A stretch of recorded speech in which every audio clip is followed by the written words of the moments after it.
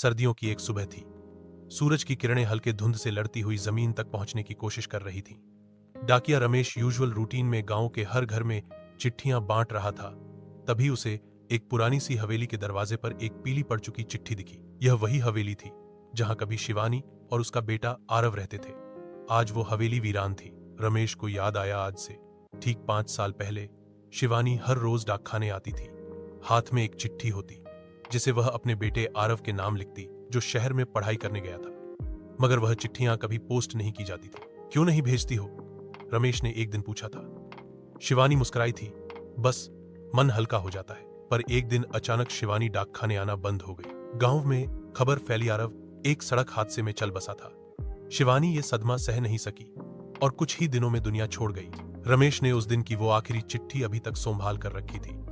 आज 5 साल बाद वह चिट्ठी हवेली के दरवाजे पर रख दी गई थी। शायद किसी ने वहां आकर उसे रखा था, या शायद कोई अधूरी आत्मा अपनी अधूरी बात पूरी करने आई थी। चिट्ठी के अंदर लिखा था, मेरे प्यारे आरव, आज तुम्हारी बहुत याद आ रही है। हर कोना तुम्हारी हौसी से गूंजता है। तुम्हारे बिन ये घर घर नहीं, बस एक खाली ढांचा बन गया है। मैं जानती हूं, मैं तुम्हें रोक नहीं सकी। उस दिन तुम्हें शहर भेजते समय मन बहुत भारी था। शायद मां का दिल कुछ भांप गया था। तुम्हारे चले जाने के बाद मेरी जिंदगी रुक सी गई है। पर अब थक गई हूं बेटा, अब और इंतजार नहीं होता। शायद जल्दी ही मिलूंगी तुमसे। तुम्हारी मां शिवानी। रमेश की आंखें नम थीं। हवेली की वीरानी अब और भारी लग रही थी। चिट्ठी उसके हाथों में कांप रही थी, जैसे उसमें शिवानी की सांसें अभी भी बाकी हों। अचानक हवेली के दरवाजे की चरमराहट सुनाई दी।